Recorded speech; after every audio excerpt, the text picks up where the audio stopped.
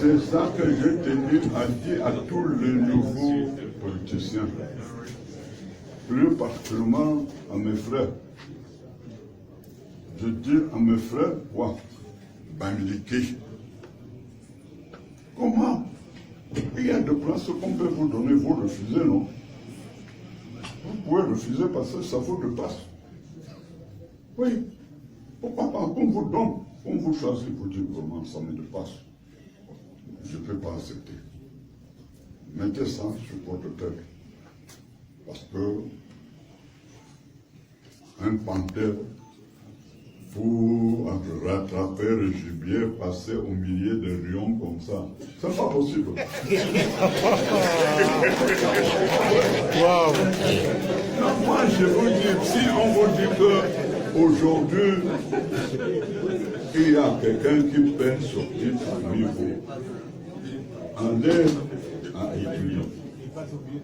Je vous jure, il vous ment. C'est pas votre temps, ça doit venir. Je ne serai pas là. Mais vous allez voir. Un jour, vous allez. C'est Aïdjo qui avait dit ça. À nous. Et pour le moment, non. Allez doucement. Vous êtes pressés, mais vous allez voir. Le pouvoir, ça ne se partage pas. On fait semblant. Non, même le pouvoir qu'on donne à Madame la ministre, on tient en haut. Hein. Voilà ce que j'ai tenu. Vous allez même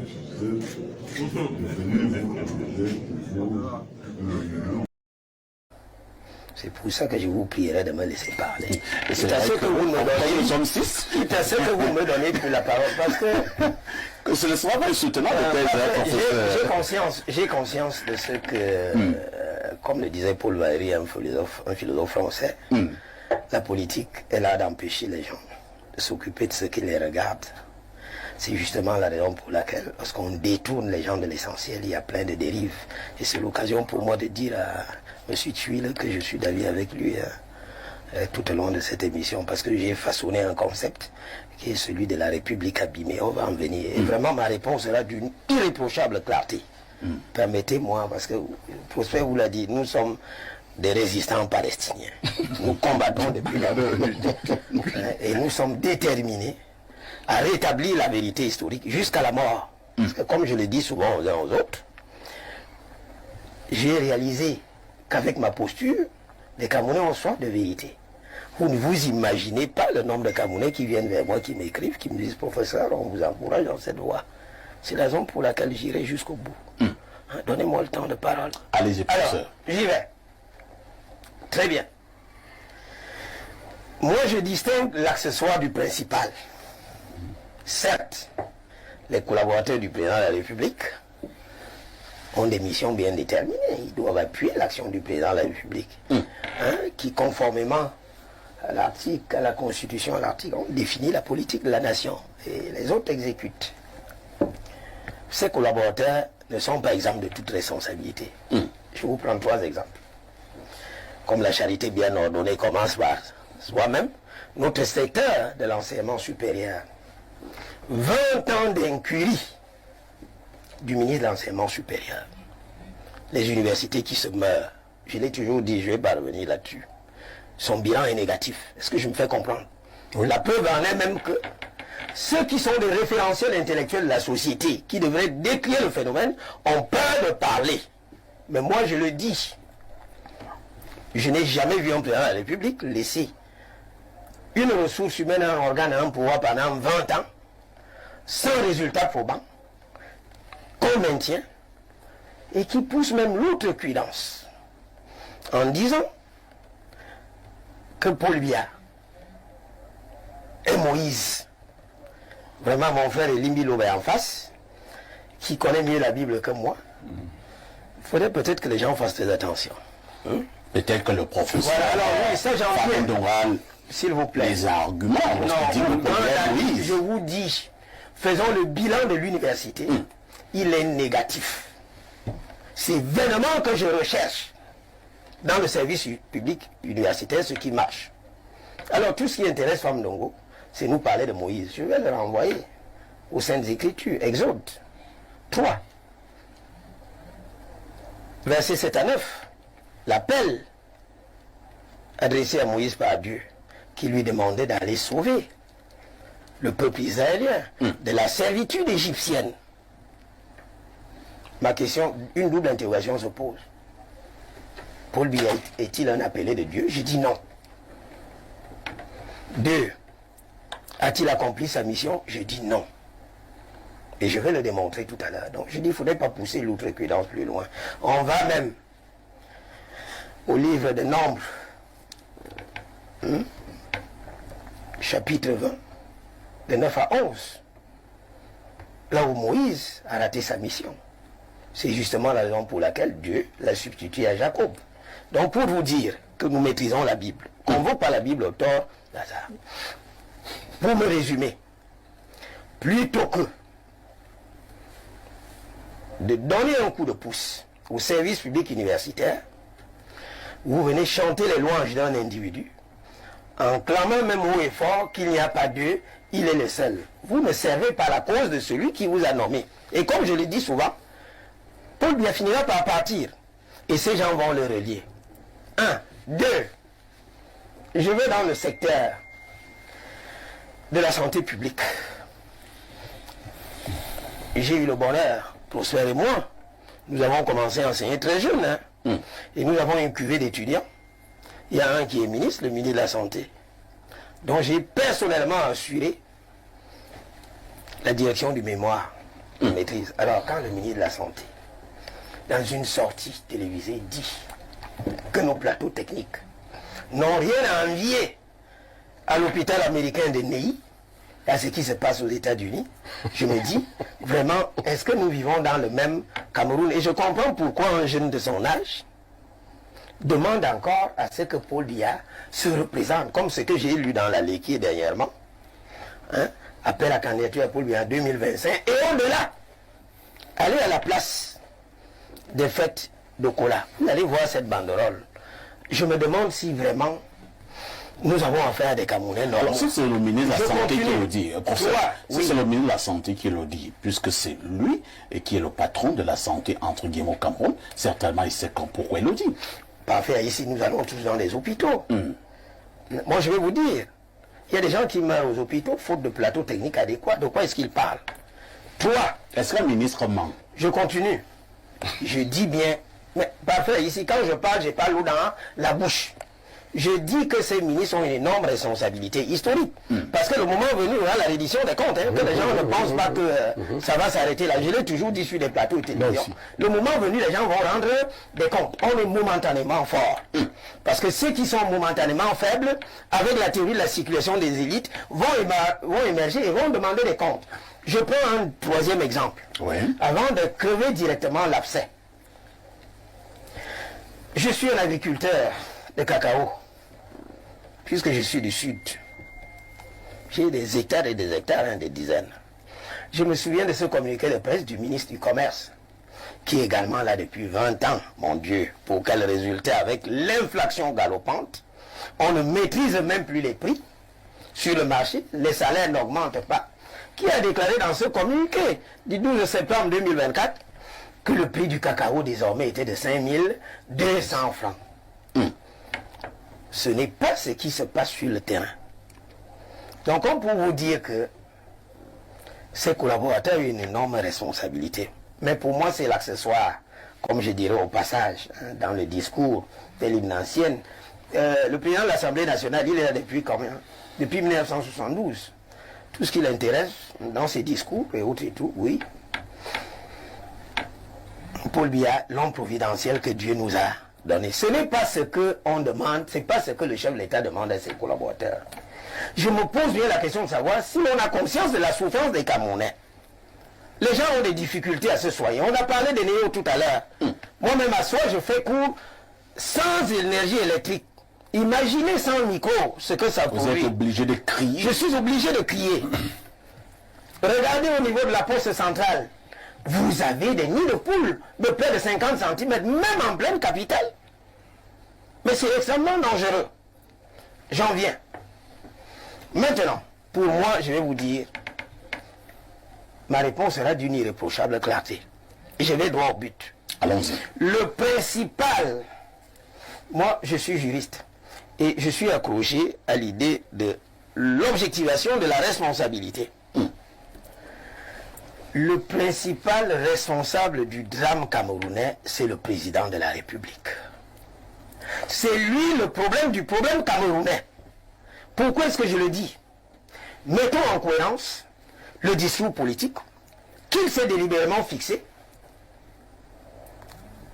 et ce que dit la Constitution. Dans son discours d'investiture en 1982, que nous allons exhumer, lorsqu'il a accédé au pouvoir, ça, ce discours, tout le monde peut l'avoir. Dans une première partie, il a passé tout son temps à magnifier Le président Ahidjo. le président Ahidjo et tout ce qu'il a laissé. Il faudrait que les qu'on prenne les Camerounais à tête. Vous avez encore quand même des gens qui sont intelligents dans ce pays. Et après avoir magnifié le discours du président Ahidjo, voilà ce qu'il dit in extenso. Voilà ce qu'il dit in extenso. Je cite.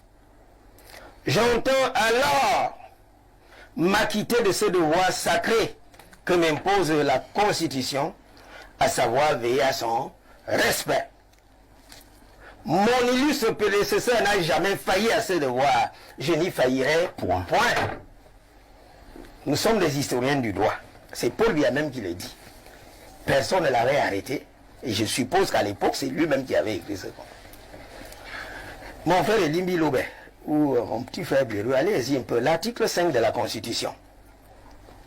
L'article 5 de la Constitution décline déjà le travail auquel est astreint le président de la République, à la lignée première. Paul Biya dit qu'il ne faillira jamais. Je vais vous démontrer qu'il a failli. Laissez un peu de côté ses collaborateurs. Hein? On est d'accord que la troupe est à l'image du chef. Tout à fait. La troupe est à l'image du chef. Voilà ce que dit l'article 5, alinéa 1er de la Constitution. Le président de la République est le chef de l'État. Vous savez ce que c'est un chef dans nos sociétés? Dites-nous. C'est celui qui est présent, que l'on voit, qui est au contact des populations et qui résout les problèmes. Question, où est Paul Biya? Moi, je ne le vois pas. Le président est au Cameroun. S'il vous plaît, parfait ici. Moi, je vous parle de moi. Je sais qu'il est au Cameroun. Mais moi, je ne le vois pas. Il travaille. Je ne le vois pas. Vous êtes là quand il travaille? Vous le voyez? Ça se ressent. Vous voyez un peu partout, s'il vous plaît. Ça, c'est ce qu'on appelle, les anglo-saxons appellent les outputs. C'est-à-dire le résultat final. Savez-vous ce qui se passe avant? Le président de la République, je ne le vois pas. Il n'est pas au contact des populations. La souffrance est au quotidien. On ne le voit pas au four et au moulin. Mais le chef, il est où? Un chef n'est pas évanescent. Un chef est là présent.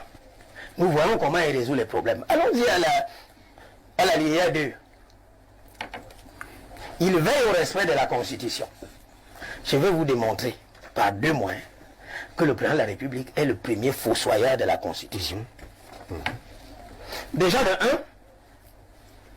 il s'attribue le travail du Parlement. De 2, il n'a aucun respect pour les décisions de justice suprême. Vous avez quelques... Je vais en venir. 1, il fait le travail du Parlement. Ouais. Voilà ce que dit l'article 26 de la Constitution. C'est le Parlement qui est chargé de dicter la loi. Est-ce que je me fais comprendre? C'est le Parlement qui est chargé de dicter la loi. Mais vous savez ce qui se passe? Je vais vous dire, en jetant un pavé dans la mare, au Cameroun, nous n'avons pas de loi. Prenez nos textes. Après l'achèvement du travail parlementaire, ces textes sont signés par le président de la République. Mais la signature permet d'identifier l'auteur de l'acte. En signant ce qu'on appelle la loi, mais soyons sérieux. Ça veut dire que même le code de procédure pénale, le code pénal, qui sert à mettre les gens en prison, c'est sur la base des textes juridiquement inexistants. Vous savez, dans les pays normaux, ce qui se passe. L'article 27 de notre Constitution a fixé le mécanisme. Les matières autres que celles qui relèvent du domaine de la loi ressortissent au pouvoir réglementaire. Mais il y a un décret de promulgation de loi. Promulguer la loi par voie de décret et non signé. Vous n'êtes pas l'auteur. Moi, parfait, ici, je ne peux pas signer un arrêt. ni un jugement. C'est pas possible. Je ne peux pas signer une loi, je ne suis pas parlementaire. Tout ce que je peux faire avec mon bic rouge, c'est attribuer la note à un étudiant. Le président de la République n'est pas législateur. Il s'attribue le travail du Parlement. Il y a même pire.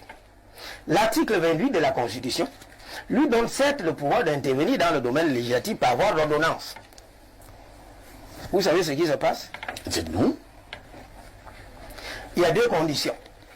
Cette intervention intervient, permettez la tautologie, sur des objets bien déterminés et dans un temps limité. Vous avez souvent observé que notre loi des finances est modifiée par ordonnance du président de la République. Alors même que le président de la République ne peut pas vous offrir la preuve de ce qu'il y a une loi d'habilitation. Trop de tricherie juridique. Allez, in fine, dans la loi de finances, vous verrez qu'il y a toujours un article, un loup dans la bergerie, qui permet au président de la République de faire. Non, c'est pas comme ça que ça se passe. Très bien. De deux, parfait ici. Oui, nous allons chuter. En 2002, le nouveau règlement de l'Assemblée nationale est adopté. Il passe au crible, à l'époque de la Cour suprême, agissant en lieu du Conseil constitutionnel qui n'avait pas été mis en place. La procédure de validation des mandats avait été déclarée non conforme à la Constitution. Est-ce que je me fais comprendre parfait ici? Elle avait été déclarée non conforme à la Constitution. Et l'article 50 alinéa 2 de la Constitution dispose que lorsqu'une loi est déclarée non conforme à la Constitution, elle ne peut faire l'objet ni de promulgation, encore moins d'application. Mais je vous assure que Paul Biya a promulgué cette loi, alors même qu'elle avait été invalidée par la Constitution. Comme pour dire quoi? Il a failli à son obligation de respect de la Constitution. Voilà là où je le prends. Et je prends un dernier exemple, vraiment assez symptomatique de ce pays, sauf à me dire que la Constitution est un chiffon de papier.